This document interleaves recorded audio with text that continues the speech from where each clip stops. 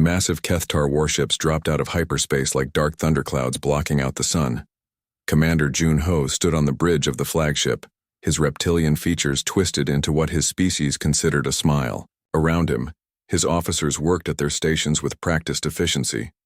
They had done this 17 times before, and each conquest had been easier than the last. "Sir, we're detecting the third planet in this system," reported Lieutenant Hana, her clawed fingers dancing across the holographic displays. "The locals call it Earth." Jun-Ho moved closer to examine the data streaming across the screens. His golden eyes narrowed as he read the atmospheric composition, gravity readings, and surface conditions. This was impossible. No civilized species could survive on such a world. "Are you certain these readings are correct?" he asked, his voice carrying the deep rumble that all Kethtar possessed. "Triple-checked, sir. The planet has crushing gravity. That would flatten most species we know. The atmosphere is filled with corrosive oxygen that would burn our lungs. They have massive storms that could tear apart our smaller ships, and the ground literally moves and shakes beneath their feet." Captain Minho, the ship's tactical officer, let out a sound that was part laugh, part growl. "And somehow these soft creatures not only survive but thrive? Look at their population numbers. There are billions of them crawling across this death world." The bridge crew gathered around the main display as more data poured in. Images of the planet's surface showed vast cities stretching as far as their sensors could detect. Primitive transportation systems moved millions of these beings every day. Most shocking of all, they seemed to live in the most dangerous parts of their world by choice. "Sir, they've built massive settlements right next to active volcanoes," reported Sergeant Tay from the reconnaissance station. "And here, entire cities exist in areas where the ground regularly splits open and spills molten rock." Jun-Ho found himself genuinely puzzled for the first time in decades. In all their conquests, they had never encountered a species that actively chose to live in conditions that would kill most galactic civilizations within hours. The humans had settlements on frozen wastelands where the temperature would freeze Kethtar blood solid. They had cities in deserts where the heat would cook their scales. They even had underwater cities beneath their toxic oceans. "What about their military capabilities?" Jun-Ho asked, though he already suspected the answer. "Primitive beyond belief, sir," Minho replied, pulling up tactical assessments. "They still use chemical propellants to fire metal projectiles. Their most advanced weapons are crude explosive devices. They can barely reach their own moon, let alone travel between stars." The commander studied the data with growing confidence. These humans were clearly a species that had somehow stumbled into survival through sheer luck. Their world was trying to kill them, and they were too primitive to leave it. This would be the easiest conquest yet. "Prepare the standard surrender. Demand," Jun-Ho ordered. "Inform these creatures that they are now subjects of the Kethtar hegemony. They will submit or face annihilation." As the communications officer began transmitting, Jun-Ho reflected on how this conquest would boost his standing within the hegemony. 17 systems had fallen before their might, and soon it would be 18. The humans would see their superior technology, recognize their hopeless situation, and surrender just like all the others. The response came faster than expected. "Sir, we're receiving a transmission from the planet's surface," announced Hana, her voice carrying a note of surprise. "Put it through," Jun-Ho commanded, expecting the usual terrified pleas for mercy. Instead, a calm human voice filled the bridge, speaking in their primitive language. The translation matrix quickly converted it to Kethtar speech, but the words that came through made every warrior on the bridge pause. "Come and take it." 4 simple words. No fear, no begging, no offers of tribute or surrender. Just a challenge delivered with the kind of quiet confidence that Jun-Ho had only heard from seasoned Kethtar veterans. The bridge fell silent. This had never happened before. Every species they had encountered had either surrendered immediately, upon seeing their vast technological superiority, or had attempted to negotiate for better terms. None had ever issued what sounded like a direct challenge. "Sir, should we repeat the demand?" asked the communications officer, uncertainty creeping into his voice. Jun-Ho stared at the blue and green world turning slowly below them. Something about this felt different. These humans lived on a world that should have killed them 1,000,000 times over, yet they had not only survived but multiplied into the billions. They had built civilizations in places where even the bravest Kethtar warriors would fear to tread, and now, faced with a fleet that had conquered 17 star systems, they had responded not with fear but with defiance. "Prepare the assault troops," Junho ordered, though for the first time in his military career he felt a small knot of uncertainty in his stomach. "We'll show these primitives what happens when they challenge the hegemony." As the massive warships began their descent toward Earth's surface, none of the Kethtar realized they were about to learn a lesson that would change their understanding of what it meant to be a survivor. The first wave of Kethtar dropships screamed through Earth's atmosphere like burning meteors. Sergeant Tay gripped his plasma rifle tighter as his transport shook violently. Even with their advanced stabilizers, the journey through Earth's hostile atmosphere was rougher than anything he had experienced in 17 previous conquests. 30 seconds to landing zone, announced the pilot, his voice strained from fighting the atmospheric turbulence that seemed determined to tear their ships apart. Through the small viewport, Tay could see one of Earth's major cities sprawling below them. The humans had built towering structures that reached toward the sky, connected by networks of transportation systems that pulsed with constant movement. It was impressive for a primitive species, but it would all be rubble soon enough. The ship touched down in what appeared to be a large open area in the city center. Tay was the first out, his energy shield crackling to life as he stepped onto the alien soil. The gravity immediately tried to crush him to his knees, but his powered armor compensated. Around him, his squad of 20 elite warriors deployed, in perfect formation. "Remember, these primitives only have projectile weapons," Tay called to his troops. "Our shields will stop anything they can throw at us. Make this quick and clean." The first humans appeared within minutes just as expected. They emerged from buildings and side streets, carrying their crude metal-throwing devices. Tay almost felt sorry for them. They looked so fragile without any armor, their soft skin exposed to the elements. How had such weak creatures survived on this death world? "Fire at will," Tay commanded. The plasma rifles opened up, sending bolts of superheated energy toward the human positions. The aliens' weapons were devastating, turning concrete and steel into molten slag wherever they struck. But something unexpected happened. Instead of running in panic, the humans simply moved. They didn't flee in terror like every other species had done. Instead, they scattered with a fluid grace that seemed impossible for beings of their size.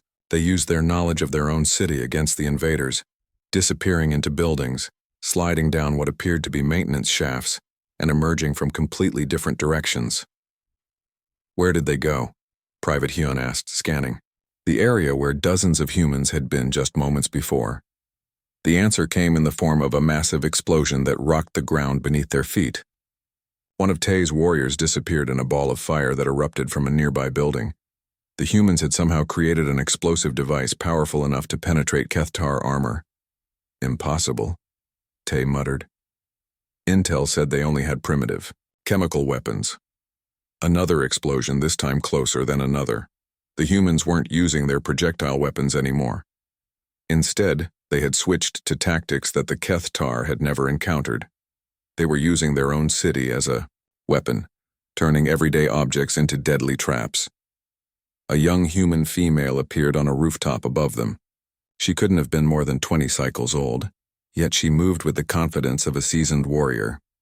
In her hands was some kind of improvised device that she hurled down at the Kethtar formation. Tay's shield absorbed the impact, but the device exploded into a cloud of thick smoke that their sensors couldn't penetrate. In the confusion, more humans appeared from everywhere and nowhere. They struck fast and hard, targeting the joints in Kethtar armor where the shields were weakest. "How are they doing this?" Hyun shouted over the chaos. "They've been fighting us for less than an hour, and they're already adapting to our technology." It was true, and it was terrifying. Every species they had conquered before had stuck to the same tactics throughout the entire war. They would use whatever weapons they had started with until the very end. But these humans were different. They observed, they learned, And they changed their approach faster than should have been possible. Within 2 hours of landing, the humans had figured out that the Kethtar energy shields had a specific frequency. Somehow, they had modified their primitive electronics to disrupt that frequency. Warriors who had been untouchable at the beginning of the battle were now falling to weapons that shouldn't have been able to harm them. Dr. Sora watched the battle from her laboratory window, taking notes on everything she observed. As the city's leading expert on adaptive behavior, she was fascinated by what she was witnessing. The Kethtar were learning too, but slowly, methodically, the way most species did. They would try one approach, analyze the results, then modify their tactics slightly. The humans were doing something completely different. They were adapting in real time, learning from every exchange and immediately applying that knowledge to the next encounter. It was like watching evolution happen at the speed of thought. A Kethtar warrior rounded the corner near her building, his weapon raised. Sora watched as a construction worker named Biom stepped out from behind a damaged vehicle. He was holding what looked like a simple metal pipe, but Sora knew better. He had somehow turned it into a weapon that could channel the city's electrical grid. The Kethtar fired his plasma rifle, confident in his superiority. The bolt struck Biom's improvised shield and dispersed harmlessly. Before the alien could fire again, Biom's weapon delivered a massive electrical shock that overloaded the warrior's armor systems. As the sun began to set on the first day of the invasion, Sergeant Tay found himself in a situation he had never experienced before. His elite squad of 20 warriors had been reduced to 7. They were trapped in a building surrounded by humans who seemed to know exactly where they were at all times. "Sir?"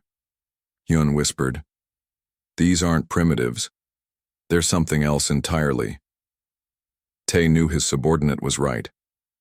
The humans weren't just surviving their assault. They were winning. And the most disturbing part was that they showed no signs of slowing down. If anything, they seemed to be getting stronger with each passing hour. 3 weeks into the invasion, Commander Jun-Ho found himself staring at reports that made no sense. His advanced warriors were being outmaneuvered by beings who should have been easy prey. The humans weren't just fighting back anymore. They were hunting his soldiers.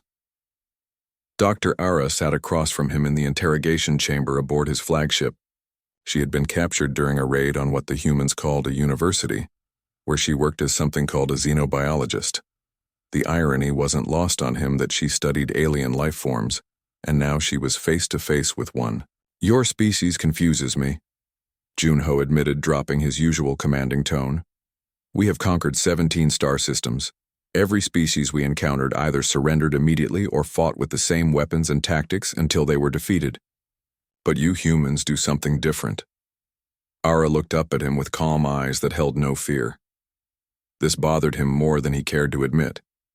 Every other species had shown terror when confronted by a Kethtar commander. But this small, soft creature seemed almost curious about him. "You want to know why we're different?" she asked. "It's because you fundamentally misunderstood what Earth is and what it made us become." She gestured toward the viewport where Earth hung like a blue and white marble against the black of space. "You saw our planet's dangers and thought they made us weak. Crushing gravity, violent weather, unstable ground, toxic atmosphere by your standards. You assumed we were victims of our world." Jun-Ho leaned forward, genuinely interested despite himself. "Are you saying you're not?" Ara actually smiled at this, and something about that expression made the massive alien warrior feel uncomfortable. "Commander, let me tell you about my planet.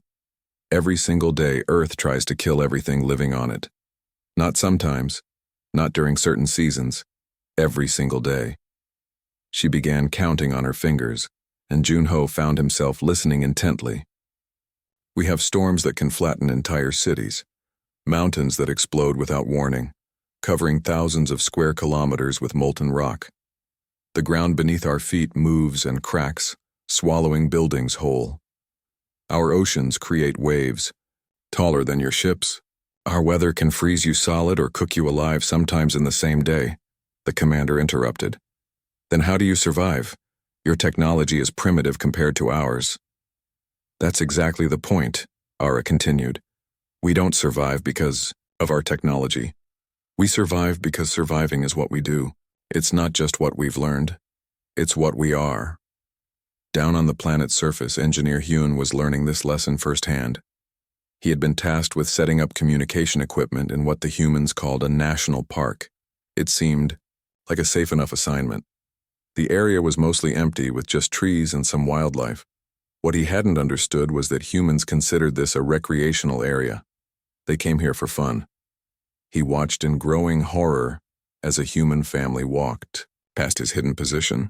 The parents were carrying small offspring on their backs while navigating terrain that would challenge a Kethtar warrior in full armor. The little ones were laughing and playing as if crossing deadly ravines and climbing near vertical rock faces was the most natural thing in the world. Later that day, he observed a group of young humans doing something they called hiking. They were carrying heavy packs and walking for hours through conditions that would exhaust his soldiers. But they weren't soldiers.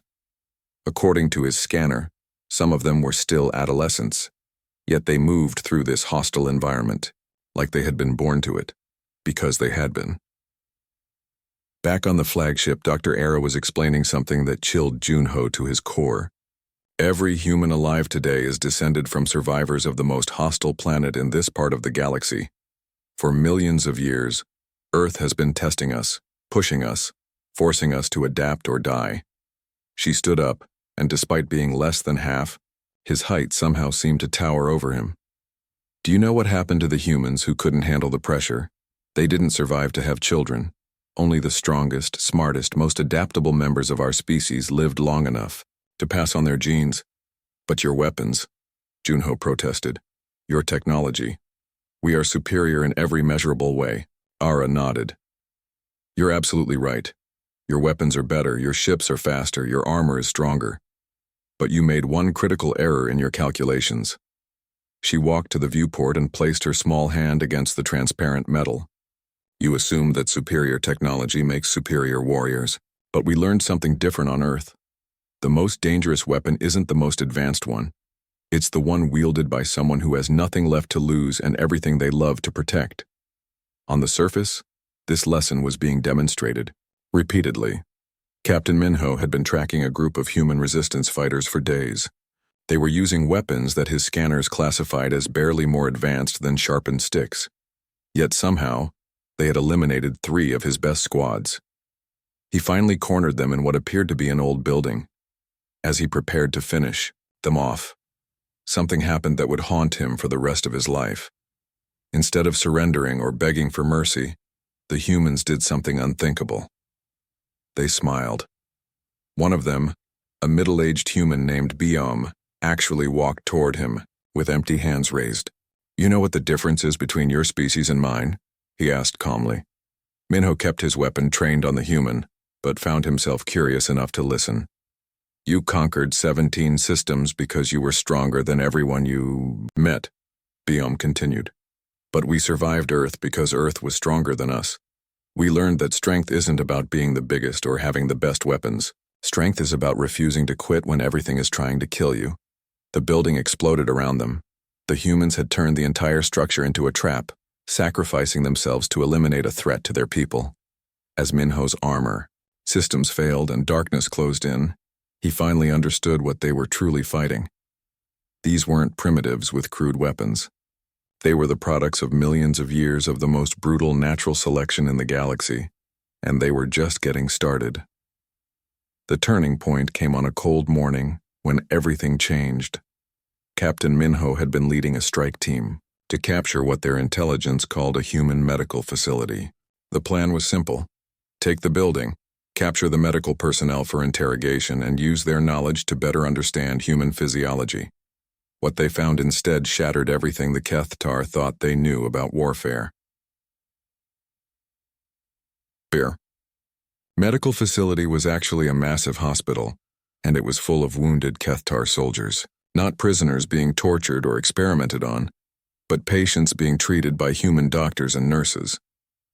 Minho stood frozen in the doorway, watching a human surgeon carefully repairing the damaged armor of a Kethtar warrior who should have been their enemy. What is this? He demanded, his weapon raised but his voice uncertain. Dr. Yuna looked up from where she was checking the vital signs of a wounded Kethtar lieutenant. Her scrubs were stained with both human and alien blood, and exhaustion lined her face. She had been working for 18 hours straight. "This is a hospital," she said simply. "We treat wounded here, all wounded." Minho's squad spread out behind him, equally confused. These humans had captured dozens of their warriors, but instead of killing them or holding them for ransom, they were providing medical care that was somehow more advanced than anything in the Kethtar military. "But we are your enemies," Minho said, his weapon still pointed at the doctor. "We came to conquer your world. We have killed your people." Yuna nodded sadly. "Yes, you have, and we've killed yours too. But these soldiers are wounded now. They're not fighting anymore. They're just living beings who need help." She gestured to a nearby bed where a young Kethtar warrior lay unconscious, his breathing assisted by human medical equipment. "This one was brought in yesterday. His name is Kyung, according to his identification. He's barely more than a child by your species standards. He was hurt in the fighting downtown." Minho recognized the name. Kyung was one of his soldiers, reported missing after an engagement with human forces. "Is he?" "He'll live," Yuna assured him. "We had to use some of our blood supply because our types are compatible, but he's stable now." The words hit Minho like a physical blow. "You used human blood to save a Kethtar warrior?" "Blood is blood," Yuna replied, already moving to check on another patient. "When someone is dying, you don't stop to ask what species they are. You just try to save them." This was beyond Minho's understanding. In 17 conquered systems, they had never encountered anything like this. Every species they had faced followed the same basic rules of warfare. You fought your enemies, you killed your enemies, and you certainly didn't risk your own resources to save them. But the humans were doing exactly that. In another part of the hospital, Commander Junho was having his own revelation. He had come to oversee the rescue of captured Kethtar personnel, expecting to find prison camps or torture facilities. Instead, he found himself in a pediatric ward where human children were playing with young Kethtar soldiers. A little girl, named Nari, who couldn't have been more than 6 years old, was showing a wounded Kethtar warrior how to fold paper into small animals. The warrior, despite being 3 times her size and armed with natural weapons that could tear her apart, was listening intently and trying to copy her movements with his clawed hands. "She doesn't seem afraid of you," Junho observed. The wounded warrior looked up at his commander with confusion in his eyes. "Sir, I thought she would run when she saw me, but she just walked over and asked if I was sad because I was hurt. Then she started showing me these paper creatures." Nari looked up at the towering alien commander and smiled. "Are you Taeyang's friend?" she asked, using the name the injured warrior had given her. "He's teaching me words in your language, and I'm teaching him how to make origami cranes." Junho knelt down to the child's level, still struggling to understand. "Aren't you afraid of us? We're very different from humans." Nari tilted her head, considering this seriously. "My mommy says being different doesn't make someone bad. She says some people look scary but aren't really scary inside." She looked at Taeyang and then back at Junho. "Are you scary inside?" Before Junho could answer, a human doctor approached. Dr. Biom had been working with Kethtar physiology for weeks now, learning how to treat their injuries and illnesses. His research was being shared freely with other human medical facilities. "Commander," Biom said respectfully, "we need to talk about your wounded. Some of them have injuries that will require long-term care. We're prepared to provide that, but we'll need to understand more about your biology." "Why?" Junho asked bluntly.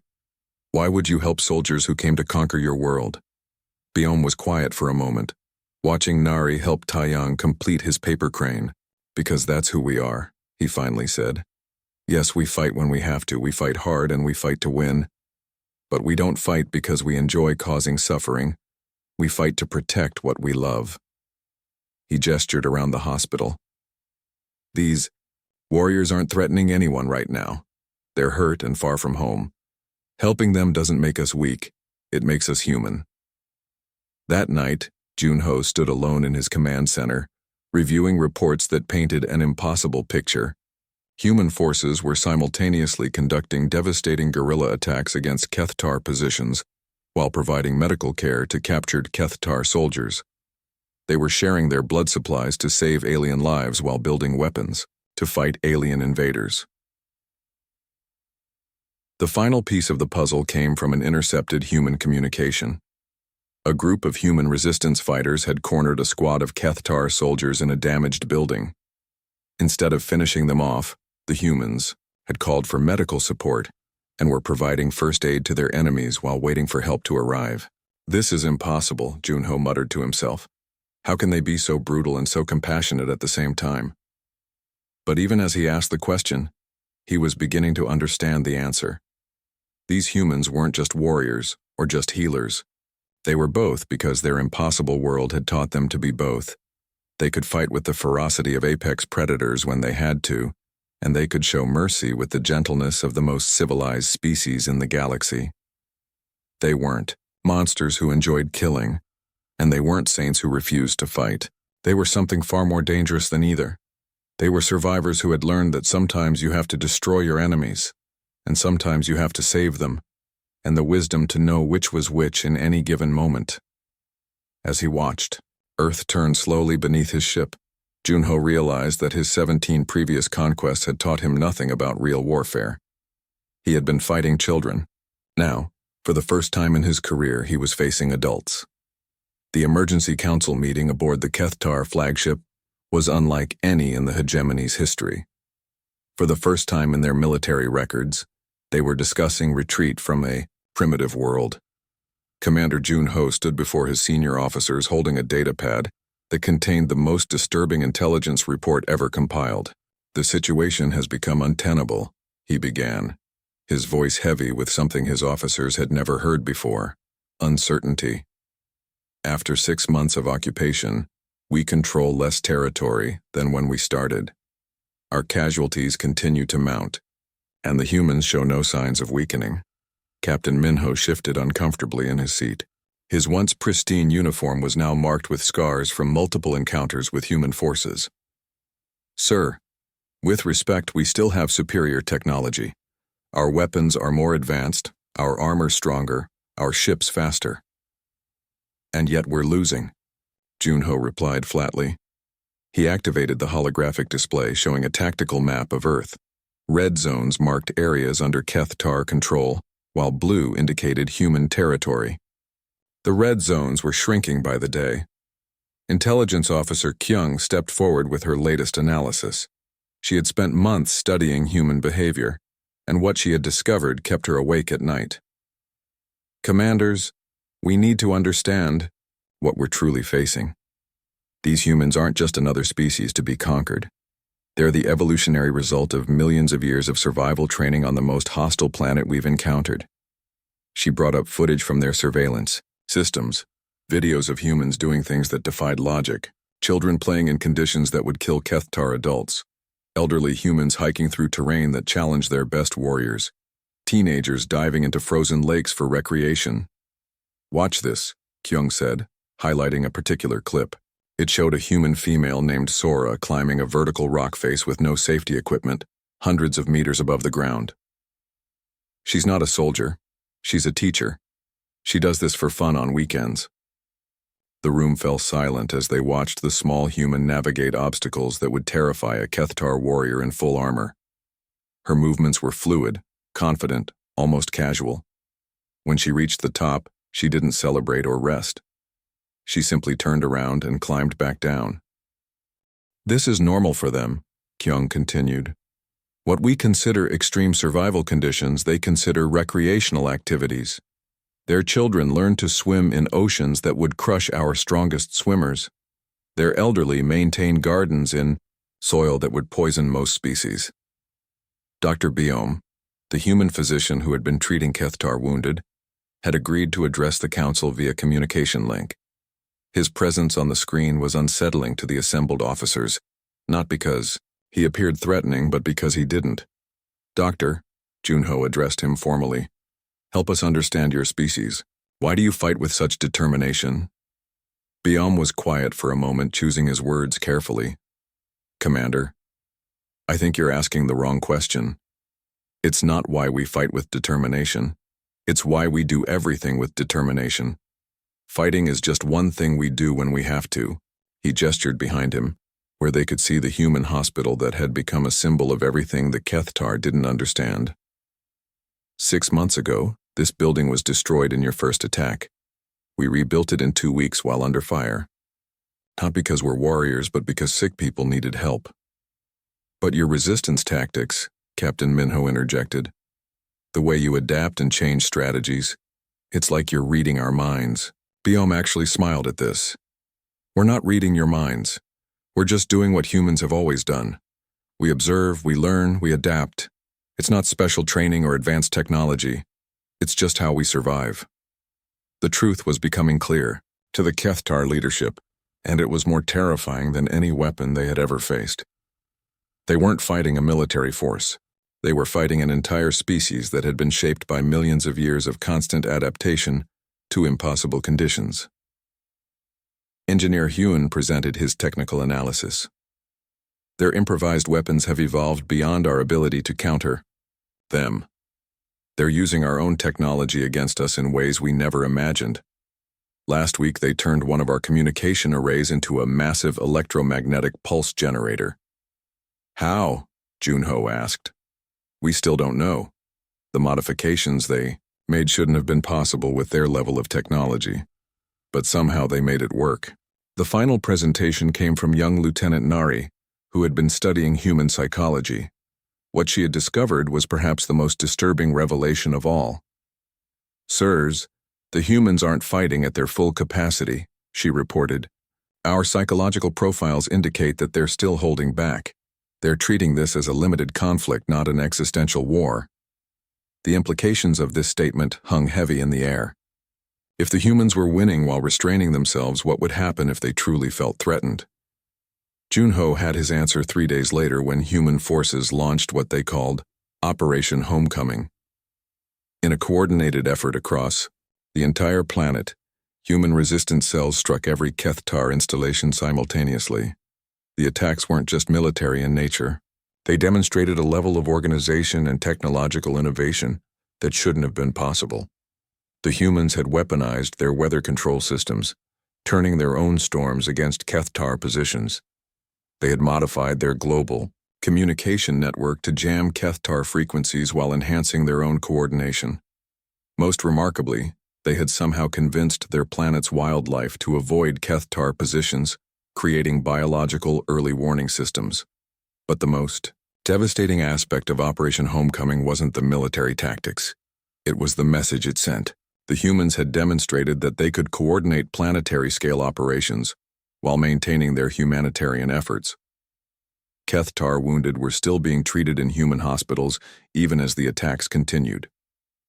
As the final reports came, Junho realized that the Kethtar hegemony had encountered something unprecedented in their history of conquest. They had found a species that was simultaneously too dangerous to conquer and too principled to destroy. The evacuation order was issued on a Tuesday morning. As the Kethtar fleet prepared to depart, a final message arrived from Earth. It wasn't a threat or a warning. It was an invitation. Dr. Biom appeared on the screen one last time. Commander Junho, when you're ready to talk instead of fight, Earth will be here. We've learned a lot from each other during this conflict. Perhaps we can learn even more in peace. As the great ships lifted away from Earth's gravity well, Junho transmitted his final report to Hegemony Command. Sol system quarantined by direct order. Species designation, Apex survivors. Recommendation, establish diplomatic contact only. Do not engage militarily under any circumstances. The galaxy's most successful conquerors had met their match in a species that didn't even consider themselves warriors. They were just humans doing what humans had always done, adapting, surviving, and somehow managing to remain human in the process. The legend of the Deathworld species had begun,